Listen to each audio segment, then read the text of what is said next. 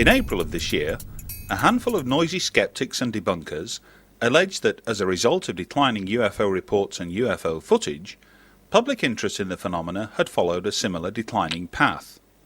Moreover, they alleged that the space around us is dead. While NASA and the vast majority of scientists and astronomers around the world would take issue with the latter claim, what of the rest? The truth is that worldwide, UFO reports have actually shown a marked increase in recent years. For example, here at UFO magazine, reports submitted since the turn of the year by members of the public and UFO researchers alike equate to a 50% increase on the same corresponding period of 2001. And, with that, has come a comparable increase in UFO footage. As with UFO reports, approximately 95% of alleged UFO footage can, after proper research and analysis, be explained in conventional terms. Quite often, this process may take but a few minutes in detecting the telltale characteristics or signatures of an aircraft, or planet, or even a star. But once you have addressed these, and countless other explanations that might account for the unusual anomalous object or light seen, you are left, as with UFO reports, with a small residue of videotape sequences that defy all logic and explanation. When faced with these, skeptics and debunkers will often cry fake at best, or simply ignore them at worst, as is their custom. When analysing alleged UFO footage, UFO magazine's Russell Callahan applies a totally objective stance. Often, those who submit what they believe to be genuine UFO footage vehemently disagree with his conclusions. But what leads him to arrive at those conclusions in the first place? Who better to respond to that question than Russell Callahan himself? Thank you, Graham. Well, welcome to the office.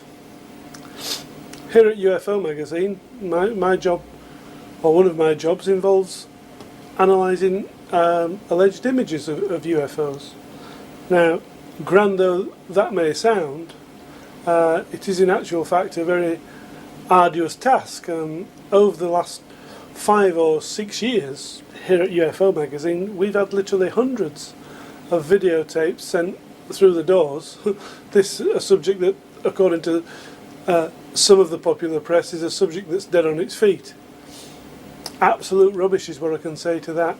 The videotapes just keep coming and coming and coming, and photographs, not just digital photographs. We know, we're living in an electronic age, if you like, and it's very easy and very fast to be able to generate images and broadcast them around the world now with the advent of the internet.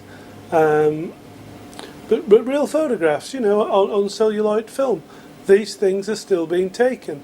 People are actually still taking the time out to approach UFO magazine or approach UFO researchers because they believe they've actually witnessed, filmed and photographed something that's not quite the norm.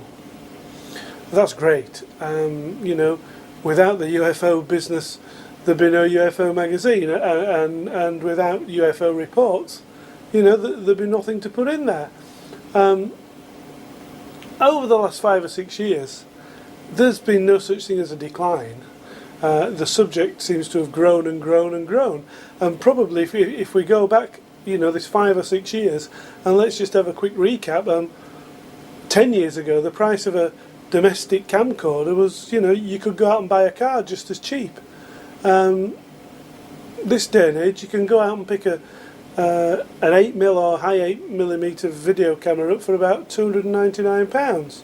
Now, it's still an awful lot of money, but it's a quarter or if not a fifth the price it used to be just a few years ago. So we've got to accept that then there are far more camcorders out in the general public, if you like. There are also professionals out there that are filming strange objects. Recently we've had footage taken from a police helicopter and made available to UFO magazine. We actually showed it at the conference last year, and hopefully we can show you a little clip of that further along in this particular video. All sorts of and all means of images and occurrences have been happening over the past few years, and of course let's not forget the amazing scenes that we've seen and been captured by several people. Martin Stubbs, Jeff Challenger, Les Willey, Andy Ellis have all been able to make available images that, quite frankly, should be embarrassing to NASA. We're going to show you some more of that further on in this video. So please let no one tell us that the subject's dead. What we've done for this particular section, spotlight on UFO footage. Yes, over the last 5 or 6 years, it's no over-exaggeration that we've received literally hundreds and hundreds of videotapes. We go to this 95%, it's probably more than 95% mistaken identities. Easy done, you know, newcomers to camcorders, newcomers to sky watching, see a satellite, wow, we've got something, you know, we can't see any wings, etc. That's fine. Mistaken shots of planets, and that's fine also. But there are those occasions where that hardcore percentage keeps coming through that's not so easy to actually dismiss. And we've got quite a good few examples of the like. We've also got some interesting developments in if we all think back to 1994 or 5, I believe it was, when the first Tuesday documentary was aired in Great Britain, and we had the guy from Panasonic, Simon Nash, dismissing the diamond-shaped UFO as nothing more than an iris motor effect, and something that happened when bright lights hit the iris motor and the lens records this shape, and it can't resolve the image, so it gives you this beautiful diamond shape on the screen. Well, we were very wary of that explanation in the first instance because of angles, etc., and how things didn't seem to fit. But we've now got some new examples of that, but we've also got a fabulous example from Australia where the diamond shape's seen in the sky, but as the camera focuses through the diamond shape, then there is an object behind it, and there's also a very strange occurrence, which you're going to see hopefully for the first time on this particular video. But there's a lot of material to get through, so sit back and enjoy it. We'll give you the close-ups where we can, and as much information about the footage as we can on screen.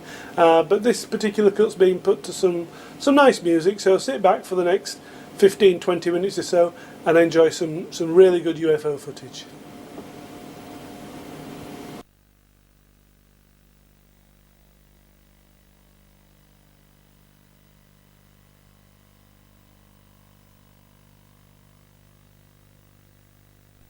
I want you to know you were never there.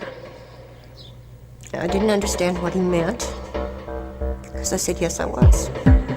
He said, no, you weren't. I said, yes, I was. He said, can't you get this through your head? You never saw anything. You were not there. You don't know anything. And he said, this is a big desert out here. We could just take you out in the middle of this desert and no one will ever find your bodies. He said, you'll be nothing but bones and nobody will ever know what happened to you. And I told him I would not talk about it.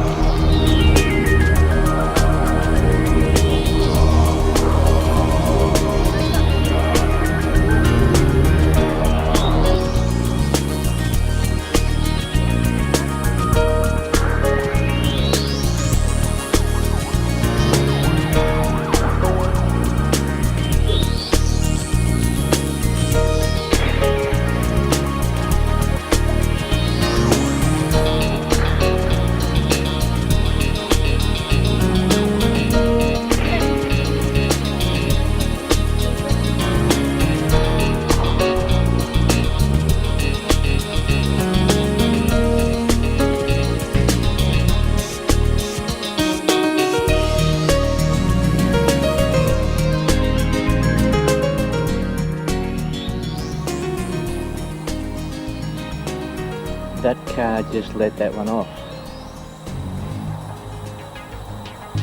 That's a man-made one, that one. I just saw the people in that car let that one off.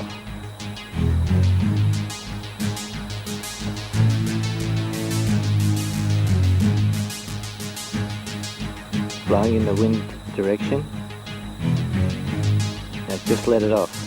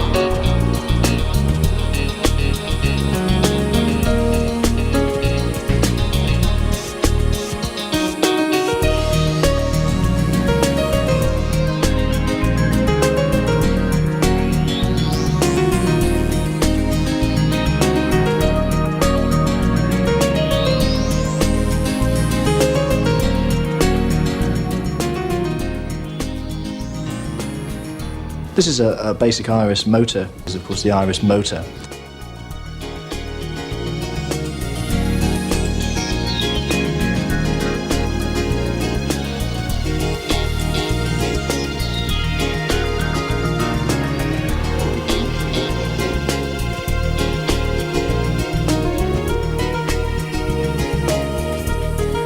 Sitting there later on tonight. Was that a star? Was that a UFO? Don't know at all.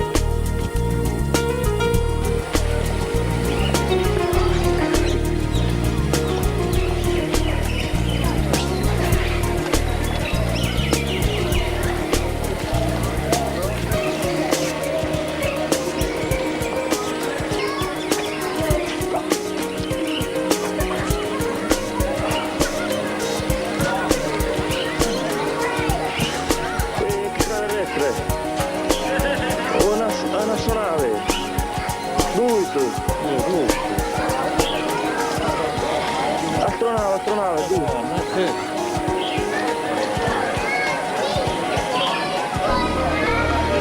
Visitor. Ron, they are visitor. Yeah? Yes. Beautiful.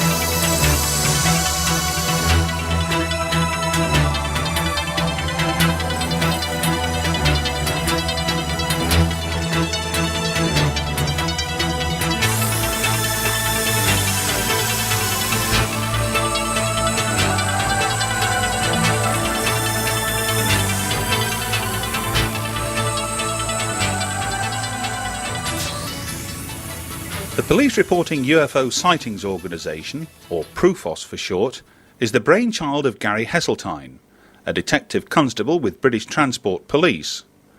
By the summer of this year, DC Heseltine had accumulated 42 UFO incidents involving some 110 police officers throughout Britain. Here, again for the first time on camera, DC Heseltine speaks about his interest in the subject and what he hopes PRUFOS will achieve. My name is Gary Heseltine and I'm a detective constable with the British Transport Police in Leeds. I've been a detective constable for 9 years and I've been a police officer for 13 years.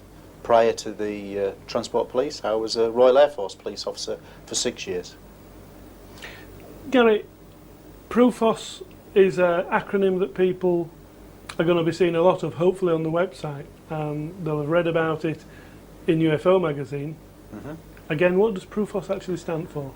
PRUFOS is hopefully a catchy little acronym which stands for the police reporting of UFO sightings, i.e. the PRUFOS police database, which is designed for serving and retired police officers to come forward with their own respective sightings. My interest in the subject actually spans back to when I was 15. Very briefly, I was walking a girlfriend home in Scunthorpe, Lincolnshire, when I saw a lighted object against a starlit sky which appeared to trigger a series of power grid failures, which to my mind made it very unusual. That interest inspired me to read books, etc., and follow the subject for many, many years. In the late 90s, with the advent of UFO magazine, a glossy publication, I sort of reacquainted myself with the subject and was literally amazed to see how much what I would call police evidence was involved in the current scene. I began to read up on all the current books, and I would come across police reports in various books, and I began to think that there may well be a need for a reporting agency to cater for police officers. What you've got to understand is that for those police officers that have come forward, I suspect that 9 out of 10 don't, for obvious reasons of perhaps peer ridicule, and also a threat or a perceived threat to their career aspirations. That, I think, is a genuine reason why a lot of officers would never come forward and report things. The way I believed I could get around that, and I believe it is working already, is that I offer, or the PRUFOS database offers, a confidentiality agreement that officers can contact me. I will get the correct story from them. I will promise to protect their identities, much in the same way that I would protect someone who gave police information as an informant or a confidential source. Basically, I will bring their story out into the public domain. I may alter very slightly certain details to protect their identity, but my principal aim is to get these reports into the public domain, because that's what I think is being missing. When we talk about a lack of willingness, if you like, from certain officers to divulge information on this particular subject, are we noticing anything sort of geographically about this? Is it a case of that, you know, city forces seem to be probably hardly interested in the subject, but yet our countryfowl type of bobbies probably get more opportunity and probably less ridicule, if you like, of the subject? I think is there something in that? I think at this present time, with the database only being in existence for 6 months, it's probably too early to draw sort of geographical statistics.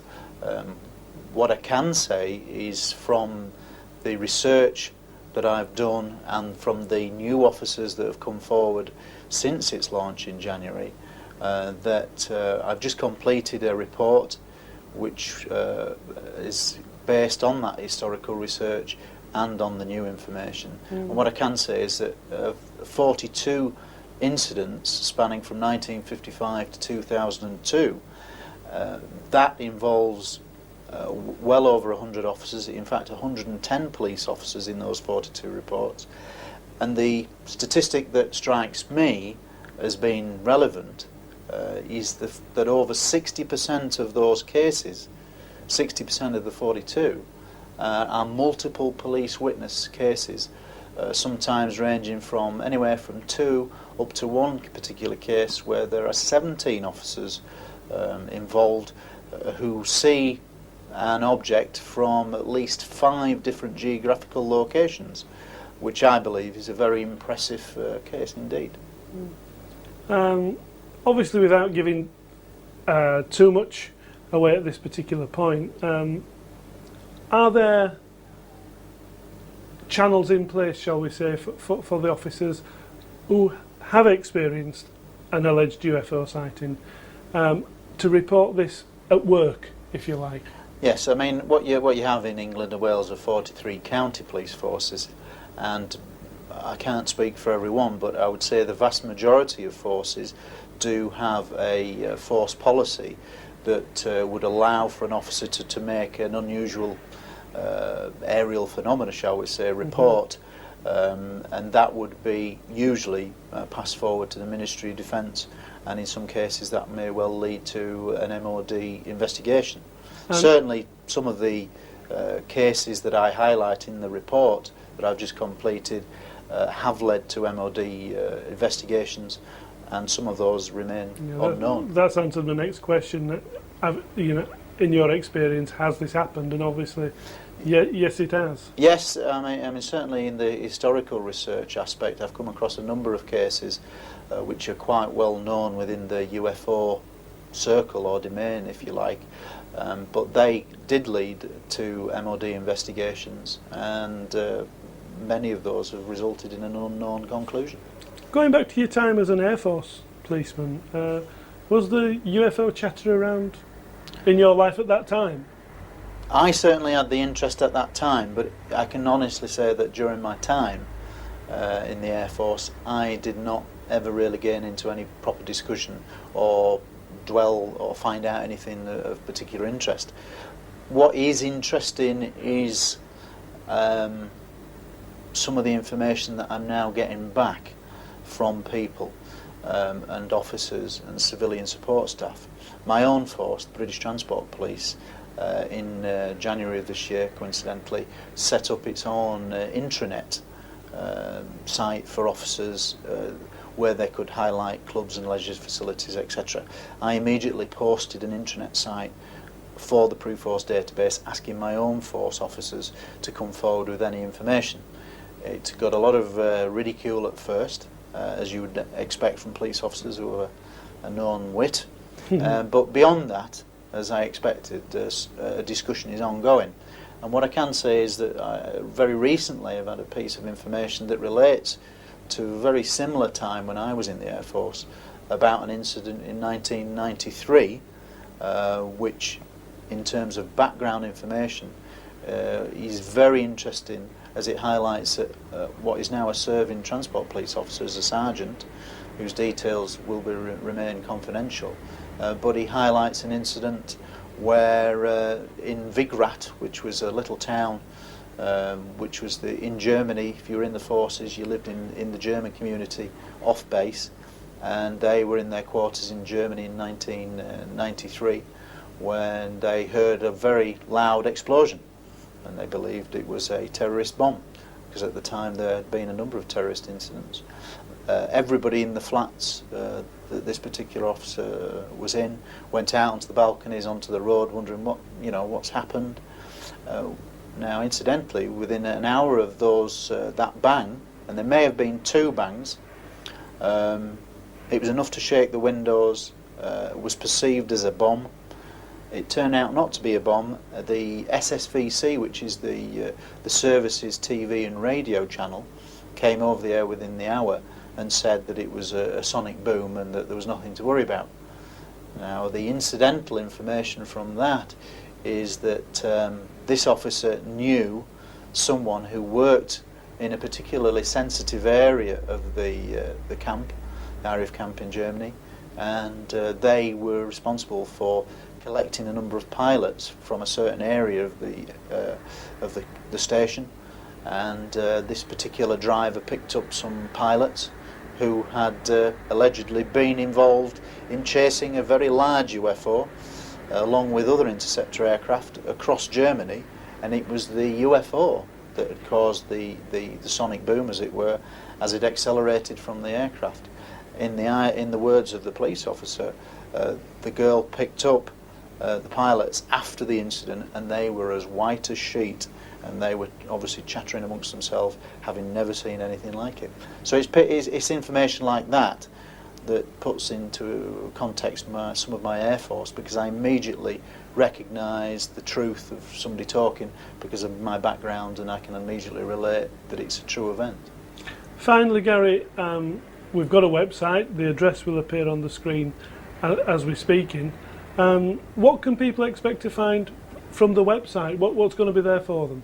Well, at the moment, as I thought it was important that very early on in January that I get a very basic website out there. It is very basic. It does set out what I'm trying to do. It does set out contact information where people can email me or telephone me on a confidential telephone number. And beyond that, I will give my address out once there's been established contact.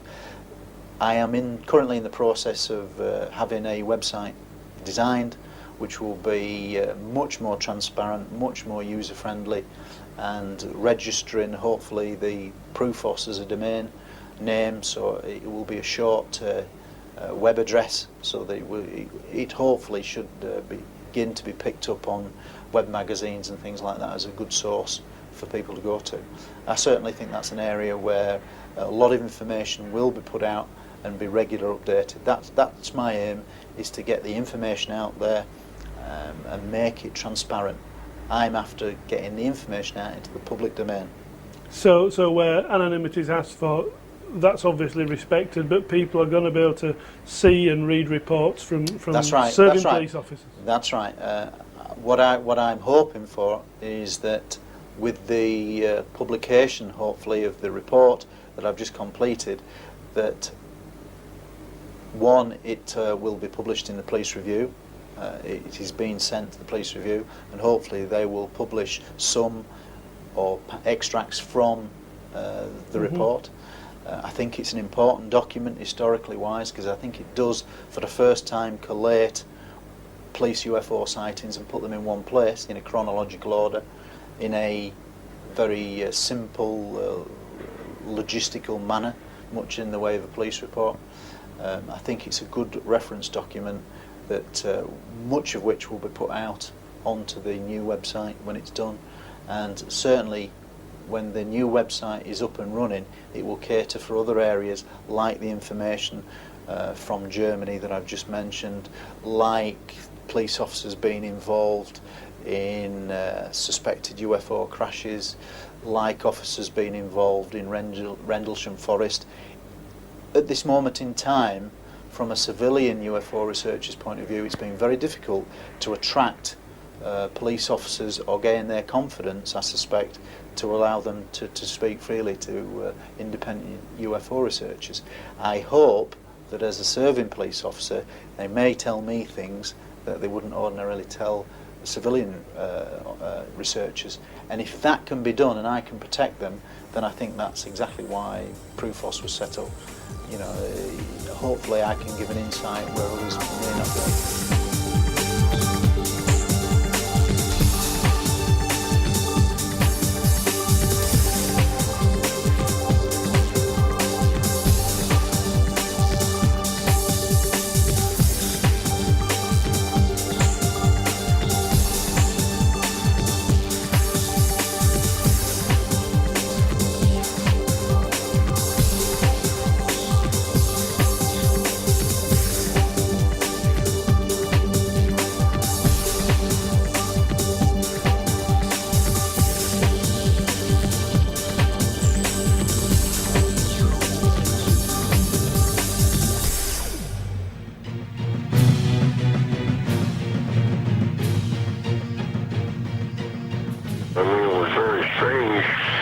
Okay, was it just like moving at a slow rate of speed?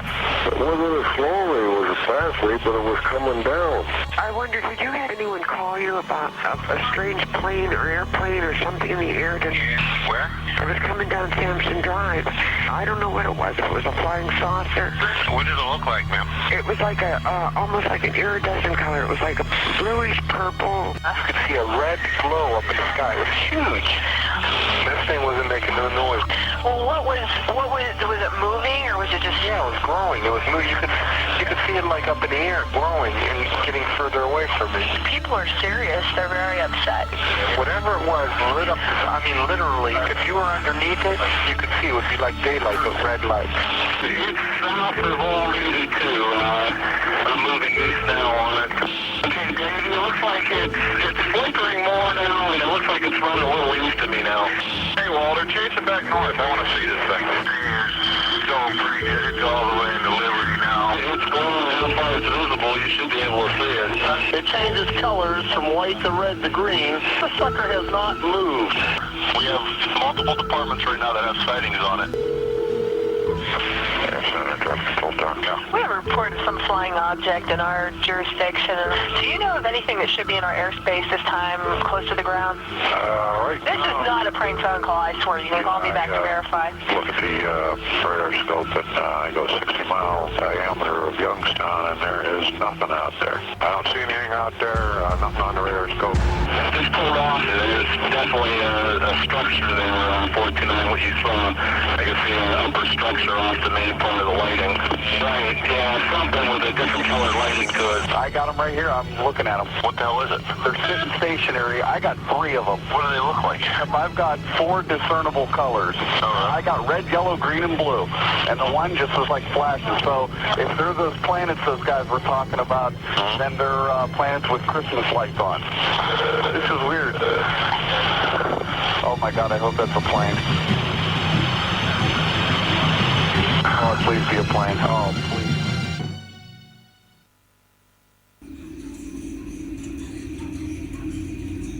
In December 1980, UFOs were seen on at least 3 consecutive nights in and around Rendlesham Forest, Suffolk, England.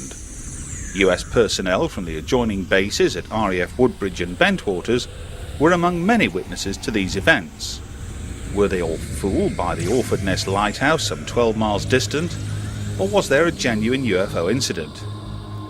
In official documents released some 20 years after the event, Ministry of Defence officials who dealt with the Rendlesham Forest incident at the time insisted that nothing untoward was seen on neighbouring RAF radar stations. Indeed, the radar equipment at one of those stations, RAF Neatishead, was claimed to have been switched off during the incident.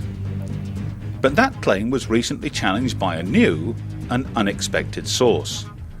For the first time on camera, former RAF aircraftsman Gary Baker, who served at RAF Neatishead in December 1980, delivers his damning verdict on the MOD's official version of events. And Neatishead, as a radar station, was split into 2 squadrons for operations purposes, bearing in mind that it's a small RAF station in comparison to others, a very small place, and its primary role is as a radar station. It has no other function. No RAF personnel actually live on the base. They are living elsewhere in the surrounding area, and RAF bases close by, mostly Coltishall. And the whole of the operation at Neatishead is geared towards maintaining the integrity of the southern part of the United Kingdom airspace. Control of air defence aircraft in their role as interceptors in intercepting would-be hostile aircraft or identifying unknown aircraft, but that role was not an everyday role. The everyday role was a routine one of maintaining the integrity of the airspace by recognising all the aircraft flying in the sky and making sure that they were flying from A to B in the route that they'd been planned to fly, and that was the thrust of the job. I was a member of 2 Squadron, Y Watch, Each squadron was split into 2 watches, and the watches were something which was used to maintain 24-hour personnel to be available to cover the radar picture. And each squadron was commanded by a squadron leader, as I've said, and my commander was a squadron leader called Mike Shields, who was supported by a lot of other RAF officers, from junior officer ranks as pilot officers, flying officers and flight lieutenants, whose job as air defence controllers was to control air defence aircraft in interceptions and the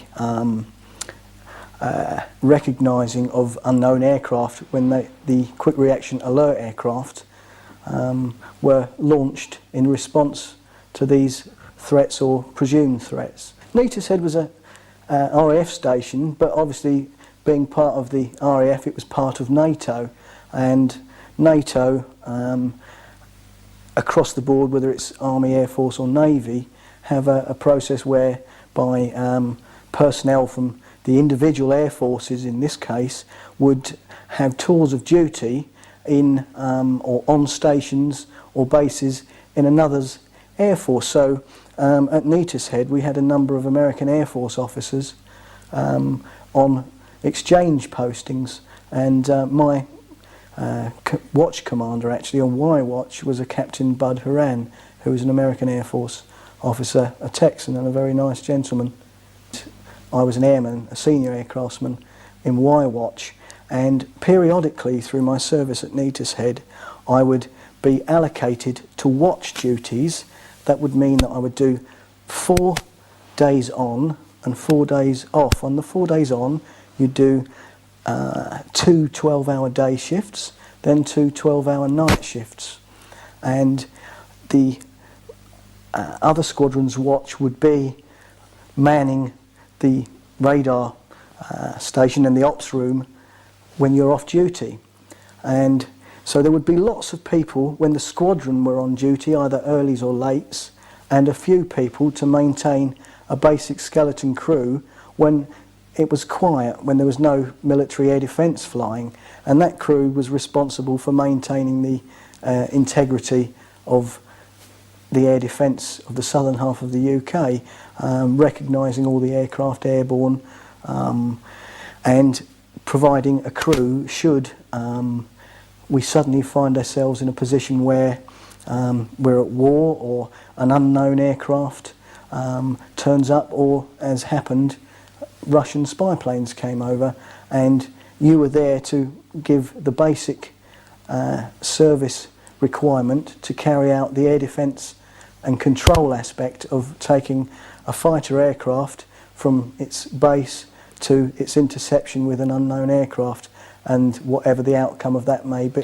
have been. As part of the job of maintaining the integrity, the safety of the United Kingdom air defence environment, it's absolutely essential that radar coverage is maintained, because otherwise there's going to be holes in the radar coverage, and at a sensitive time between east and west it's absolutely imperative that you maintain that safety. So the radar at RAF Neatishead was in fact 2 radars, both of which were main air defence primary radars, and they were working night and day together, and at any one time you could change from one radar to the other on the radar tube on your screen in front of you, of which there were many in the ops room, many screens, all involved with doing different specific jobs to maintain this air defence safety. And I actually know for a fact that these radars... Have they got a name? Yes, there's the Type 84 and the Type 85 radar, and also at Neatishead there was height finding radars whose job was specifically involved in checking the height of aircraft, and they were called HF 200. height-finding radars. So these two radars are working together. If there was routine planned maintenance to them, or if one went wrong, which as all equipment does from time to time, and military equipment being no different from any other things, they do go wrong. But you don't have two things going wrong at the same time. The planned maintenance would be planned so that one radar was operational while the other was, for a brief period of time, maintained to its full operating capacity, then switch back on again. But all these radars form the defence network, and all the aircraft which these radar pick up are recorded. All the radars are filmed, and that would be for the obvious reasons that if there was an incident or a problem, the factors involved in that problem could be traced and tracked and looked at and analysed. So it's imperative that the radar picture is recorded, and that's not just for incidents or emergencies or problems, it's also for purposes such as training, because if you're going to let lots of people loose on real situations, it's best that they train from what's gone before, and radar tapes are no different. But all radar is recorded. Neatishead sent its radar picture to other establishments, and one of which was RAF Watton Eastern Radar, which was an air traffic establishment, which is distinct from air defence radar. Air traffic, in my understanding, were involved in the transit of an aircraft from one place to another, and also the taking off and landing of those aircraft. Aircraft involved in defence of the realm, interceptions, and ancillary aircraft integral to maintaining that capability, such as airborne early warning aircraft or tankers to refuel aircraft in flight, also fall under the air defence umbrella. So the two are separate but interlinked. With regard to the Rendlesham incident, obviously I'd been aware of that for a number of years through reading about it, and I've had an interest in that during that time, but felt that I personally didn't have anything to add to the incident of a UFO landing at RAF Bentwaters / Woodbridge, but I had information or a knowledge of some happenings from my Air Force times. Whether they were linked was hard for me to say, or if I felt I had something to say, it was of such a low level of importance to my opinion at the time that I felt, oh well, that's interesting, and just followed the story the same as anybody else. But it wasn't until the end of August, when reading UFO magazine and the article written by Georgina Bruni stating that the MOD had released information regarding the Rendlesham Forest UFO incident, mentioning RAF Neatishead and RAF Watton and the radar station, and the fact that the radar camera was switched off at RAF Neatishead, and coincidentally the radar tapes from RAF Eastern at Watton had been processed with a very poor, ineligible result. I find absolutely unacceptable. Bearing in mind, this happened at a time when the backdrop was the Cold War. Air defence of our country and of NATO was very, very important. UFO flap, and the MOD had come down to take away the radar tapes. Now let's just qualify this again. Although you can't be certain of the actual date, you know it's Christmas. Yes, this is 21 years ago. It wasn't a major deal. I'm perhaps no different from anybody else in Society to remember exactly dates and times 20 odd years ago is a very difficult thing to do, bearing in mind that that particular date or dates of the so-called occurrences at Bentwaters and Woodbridge for me would not have meant anything to me at the time. It is inconceivable that the RAF would not have had their radar cameras working on at least one of the radars, perhaps not of Neatishead, but of another establishment. There would definitely be film of radar of that incident of that time. And Tell us how the room was. What was the discussion? Who was talking about this? Was it the NCOs? Were the officers, or was it just ordinary aircrew? Were they talking about any specifics? How, for instance, did this rumour start, or this claim emerge about taking the radar tapes? I'm not sure how it came about. Well, I mean, was it talk as you went into the ops room, or was it talk over the canteen table? It would have been a combination of all those, bearing in mind that there would have been a Christmas break at Neatishead at that time for the main squadron duties, but a watch system would have operated. But for the bulk of the personnel on the squadrons, they would have come back to Neatishead after the Christmas break period and full of the same talk as anybody else in any walk of life. Did you have a nice Christmas? All the rest of it. But within that, there was rumours spoken about. It would be my nickname in the Air Force was Swiller Baker. For some reason, it would be, "Hello, Swill. Have you heard there's been a big UFO flap on, and the MOD's been down and taken away the radar pictures?" And that could have happened in the crew room during a tea break, or a quiet period in the ops room, or on the bus on the way to work. But from where you're sat now, although we're talking about events almost 21 years ago, you can sit there now and look at that camera and tell people that that is exactly what was said at that time.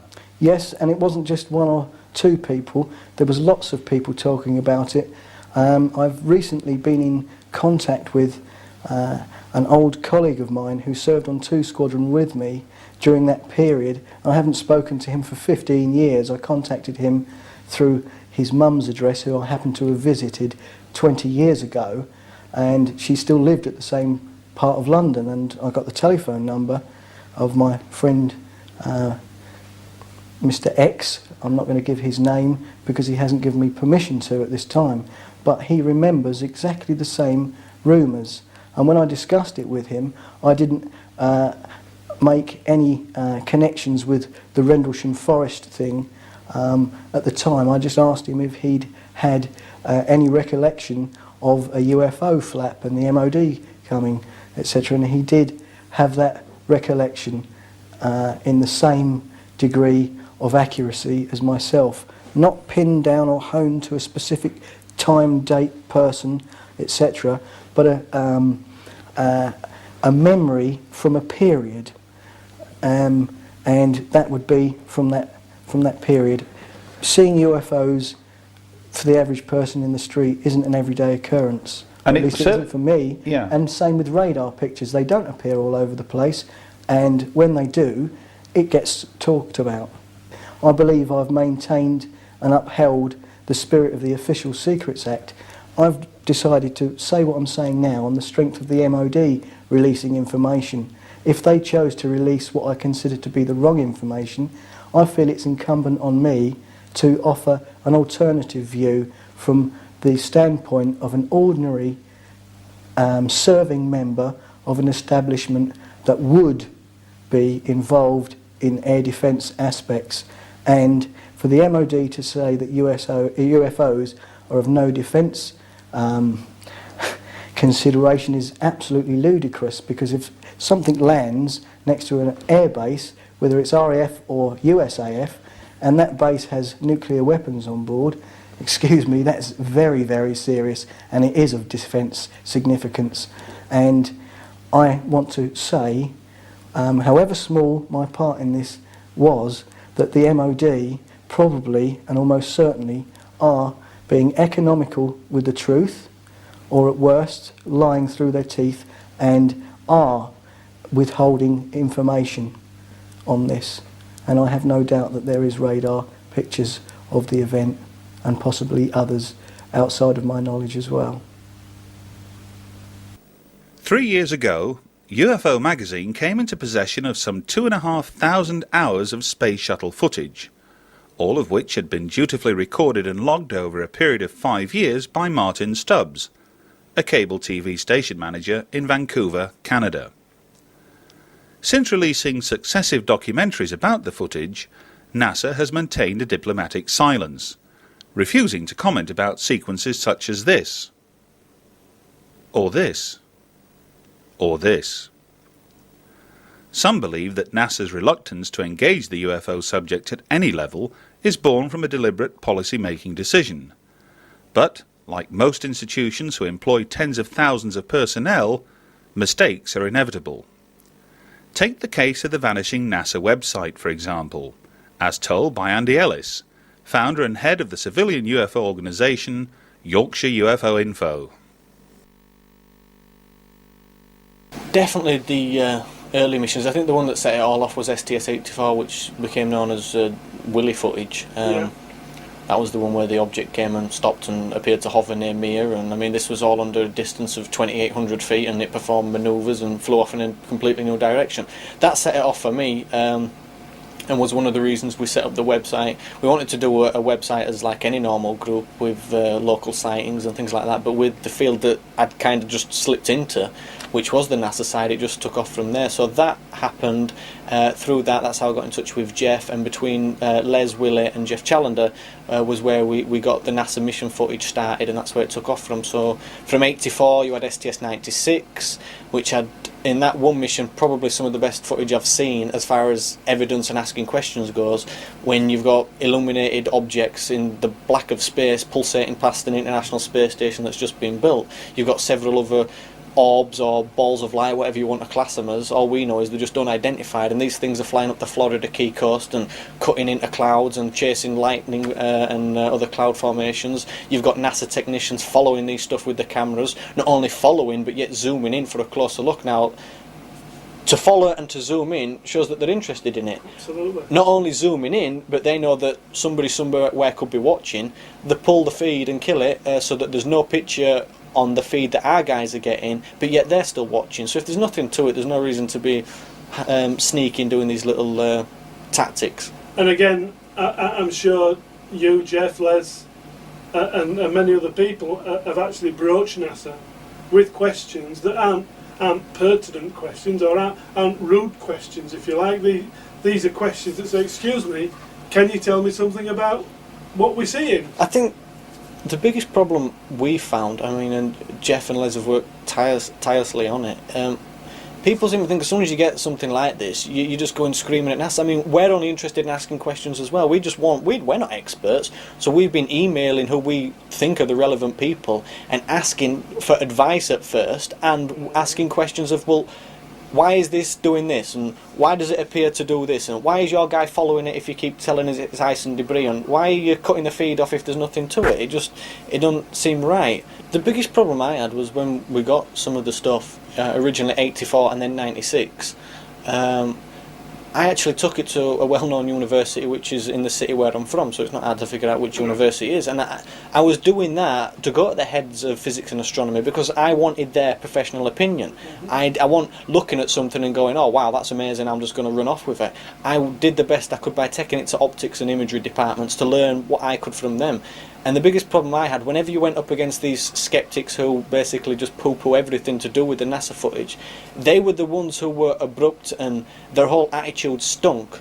And you thought, wait a minute, I've already been to certain guys who maybe are in the NASA field, but they're not stupid. These are professors, these are astronomers. They've looked at it and they've said, well, yeah, it is a bit unusual. Why is it doing that? And we're talking about distances of 2,800 feet under the effects of a camera zoom. Something should be blurred, or something should be affected in the way that you're viewing it. So we checked these things, But yet you put this to somebody who's not even connected with NASA, who are the skeptics and probably the loudest voices on this, and they just completely try to insult your intelligence, maybe get a bit slanderous with the remarks, and you think, where's this going? I mean, all I'm doing is asking a question.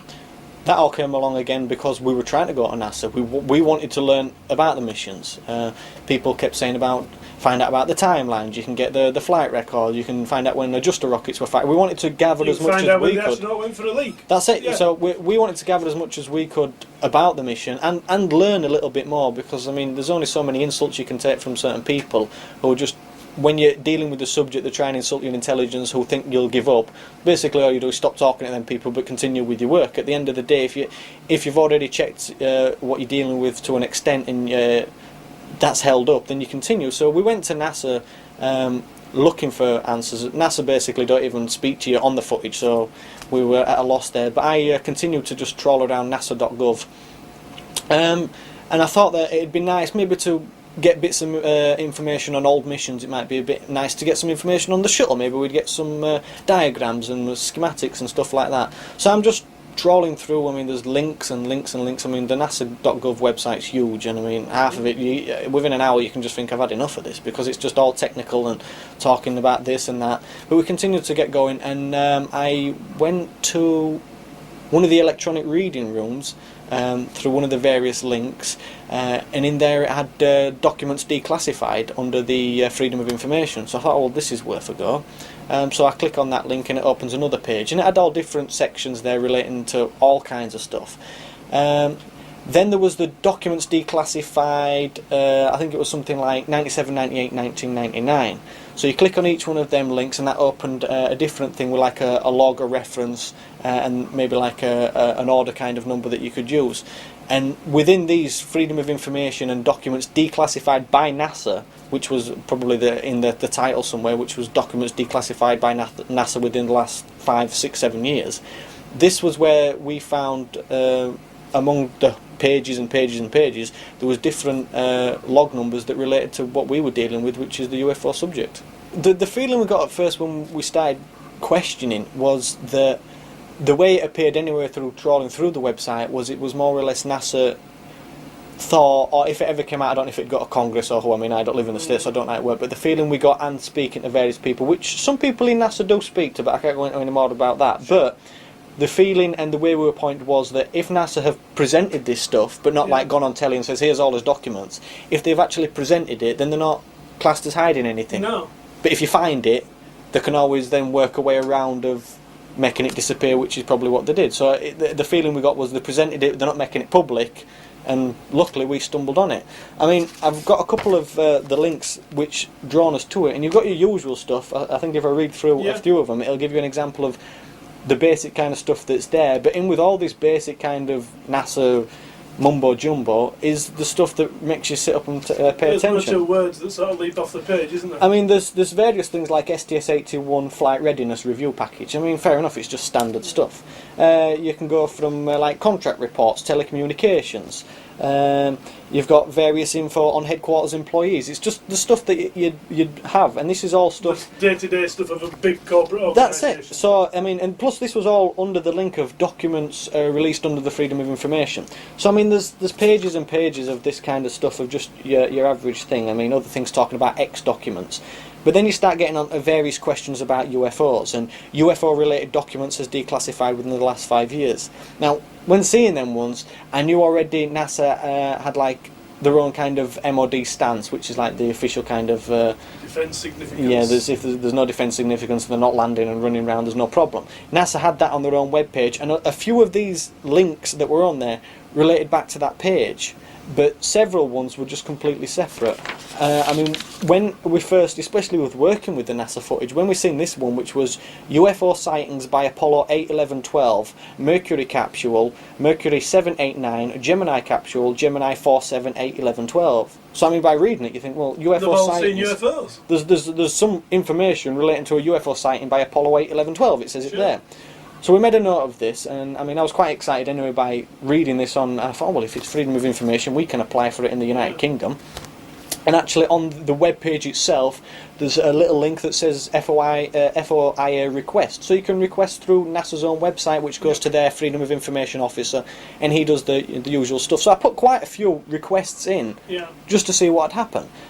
After a while the request had come back saying like denied and this document doesn't exist, at which point I'd give them the reference number, which is like 97/100, and I'd even give them the complete title, and then after a while I got pointed saying, oh well, all the information you need is at this link, and that link was their like official stance on UFOs. There's no defence significance.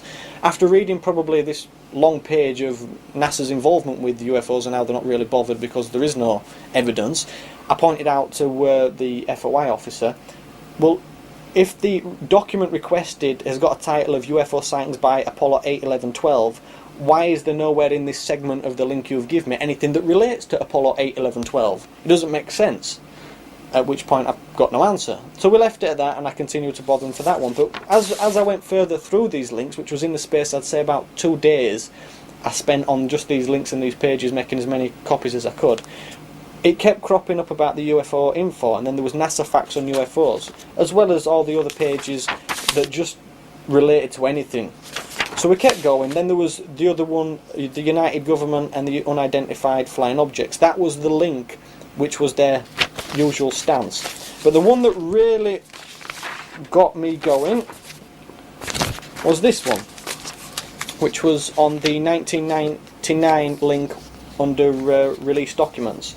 This says information on sighting of possible alien craft. Now, we're not talking about a UFO. We're talking about an alien craft. They've actually they've titled it. They've changed it from fact sheet on UFOs to information on sighting of possible alien craft. I mean, for NASA to use that terminology, it's just, I think it's unheard of. But to call something an alien craft as an alien, I mean, it puts it in a whole different ballpark to unidentified flying objects. Absolutely. This was the only one that used this terminology of possible sighting on alien craft. So as soon as I seen that one, and I mean, I knew straight away that it's just completely out of the norm for that even to be on there. You'd think that every effort had been made for that not to be there. But there's a link, there's a log number, so we did the usual thing that we did probably 15 times before, put the request in. The request came back denied and this doesn't exist, at which point, where did you get this from, I was asked, and where did that come from? I took a screen grab of the actual Freedom of Information webpage and emailed that to the webmaster and the Freedom of Information officer who is at NASA. No reply from any of these. Reading a little bit further into it, there was another one which says information about unidentified flying objects and any claim made by people who say they were abducted by extraterrestrial. And I thought, well, why are NASA interested in people who claim to be abducted? So it was just getting even more suspicious of these average kind of documents who just took a twist for the better for the research we were doing with the NASA footage, because I thought this would be all evidence in our corner to point towards the footage that people are calling ice and debris. If I can say to somebody, well, you're classing it as ice and debris, but if this information on sighting possible alien craft related to a piece of footage we had from a mission, well, we've hit the jackpot there. So we asked for all this. Emails get ignored. I even made phone calls to the various Freedom of Information officer, at which point you get passed around and around, and the next minute you're speaking to a janitor who's cleaning a hallway somewhere. So they just basically did not speak to you. I would say within the space of 2 or 3 days of actually reporting about the possible alien craft and the abduction one, when I went back to the NASA website just as means for researching this, the complete links had changed. There was only one link that related to UFOs, and that was the link that was their standard no defence significance kind of MOD thing. Everything else, all the documents released under Freedom of Information, the 1997, 1998, 1999 link which related to all these documents was gone. There was just one single link left from maybe several that I'd used previous. But luckily for me, as soon as I'd seen these things, I took prints, I took screen grabs, and we've got the NASA's own screen Freedom of Information. You can read it, it's there, it's as it was offered. We took grabs of it, which I've emailed back asking them why it's missing. To this day still had no reply. Christopher Martin first began experiencing the UFO phenomena at close quarters several years ago. But apart from self-publishing a book about those experiences, Christopher is perhaps best known for videotaping some of the most striking daylight UFO footage ever seen of anomalous aerial activity over London. In 2001, Christopher shared his footage after being invited to lecture at Laughlin, Nevada, and, earlier this year, he travelled even further afield to deliver a series of lectures in Australia. During his visit, Christopher met numerous UFO researchers, spoke with many fascinating characters, travelled to Pine Gap, one of the most secretive bases on the planet, and even had time to spare to videotape yet more anomalous activity down under. Captured on camera, here are just a few of Christopher's clips from the land of Oz. Some of the houses there, they'll blow your socks off. You've never seen houses like it in England, I'm not joking. I might do a bit of that tomorrow, just to give you a sense, because it will blow your mind. Well, 30 years ago I trained as a nurse and midwife, and then I was trained into counselling about 15 years ago, and I worked in a medical practice in England for 5. In the meantime we were looking at going overseas, and Australia seemed a really good bet because it's still a very much a sort of culture we're used to, so it was either now or never. So in our 40s that we actually came over here with a family. And I decided that really nursing wasn't anymore for me, so counselling was the where I wanted to go. In the meantime, I got some people with very interesting experiences coming to me saying, look, I don't know where to go, but these things are happening. I don't know if I'm going crazy, and all that kinds of things. And the one that was very significant was my very first experience, a mature man. I'd known a little bit about abduction kinds of experiences through reading John Mack's book and Whitley Strieber's experiences, but I'd never ever thought I'd come across anyone who had it. I thought it's extremely rare. And I was actually doing advanced counselling at the time, and I took this to supervision, the case study. Nobody could give me any insight. They were all fascinated, but they couldn't come to any conclusion. I found I was educating them, and I thought, what's the point of this? You know, they're not helping. I'm doing a course where we're talking about human experience, and they haven't got a clue. So I decided to do my own research, and from that I met another lady who was a social worker that had her own experiences, and we started up a support group. Do you want to just remind me what you saw? What you saw? Well, just this very, very bright light, brighter than a star, and it started to move, and within the space of a few seconds it was moving up, and then it just blinked out. It just went, just gone. And it's the first time I've seen anything like that. It's just amazing.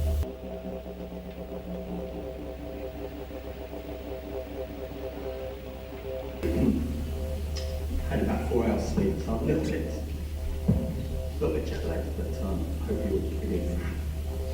On Tuesday in London, before I was about to catch a flight, I got a call from Mr. Lyndon Riggs. I downloaded it and got the bloke. Did you download it to me? No, on a floppy disk. And I took the floppy disk down and they blew it up the best they could. Right? So it's probably the same UFO from a different angle. Okay. When was this? Oh, a couple of days ago. This is only last week. Tuesday, April the 9th. Chris? But they say, Chris, they're looking, seeing UFOs every day. And this is in daytime. Right? That's the same goal there. That's north. If we had the time, I'm almost tempted, no bullshit, of just going to Wycliffe Well, which is 400 kilometres north. It only takes 4 hours to drive there. Doesn't that make sense? But listen, I'm not being silly talking this crap. That's another hot spot. It's probably hotter than this at the moment. It's so good that, this is just a bloke got a alien body, he paid $5,000 for it. You know, this is this area out where we're going today. Okay, it's wide open. Channel 9 came up. This is Marilyn here. She's a nice lady. She speaks good English, better than me. And But they had these road parties. You know, they was doing this road, or they were extending it for the rail, and it was the same thing again. What colour? It was the blue one. The blue one? Yeah, but see, my nephew, the same one, was driving the Falcon, and his wife was there. And I said to his wife, see, I think there's a blue light waiting for us. And my nephew said, oh, not again, Auntie. Yeah, it's them, all right. So we driving along. It was just there in the bushes. And I said, no, it's coming up. It sort of came up.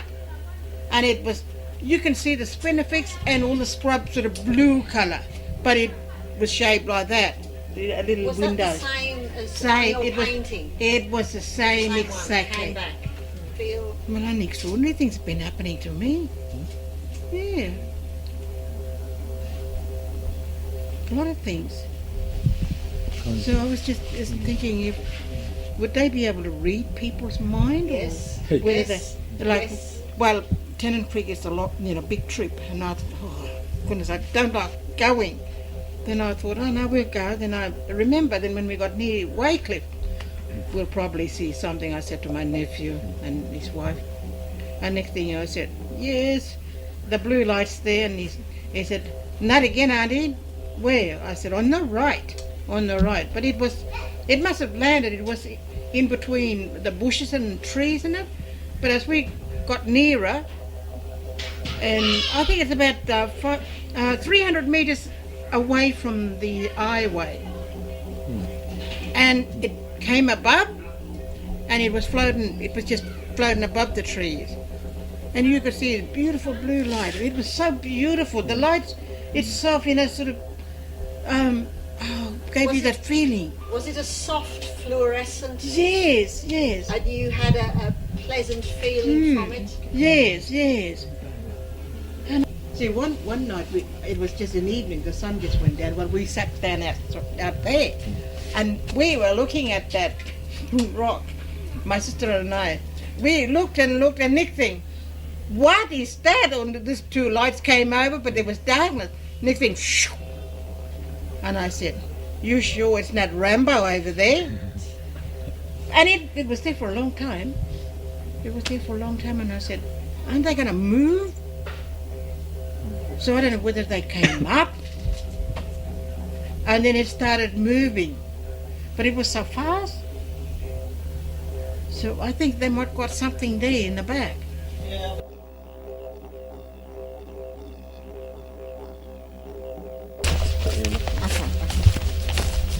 Listen, if I don't get anything and you do, you send me a copy. I'll take it Oh, off. yeah, I'll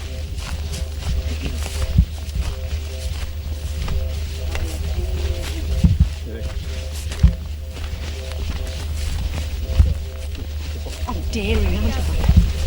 I've made your radar department about uncorrelated targets and unknown events. So if you'd like to hand it over to your radar department, it's perfectly fine. They know all about it apparently. There was a phone call made yesterday, so I'm just delivering it. So. What was your name? My name's Kathy Dickman. I'm from Adelaide. All right, so they might enjoy looking at that. It's very interesting. Are you going to take some footage? No, I'm just going back and get it. Okay? No problem. Just thought we'd hand that over, and I hope you all get to see it and enjoy it. We'll pass it on. Thank you very much. Thank you. Okay, thank you. See you later. Very polite. See, they walk. As soon as you started walking, they were walking out already. Yeah, I knew it. Did it! Well, I did it! Yeah, what they take and look at it.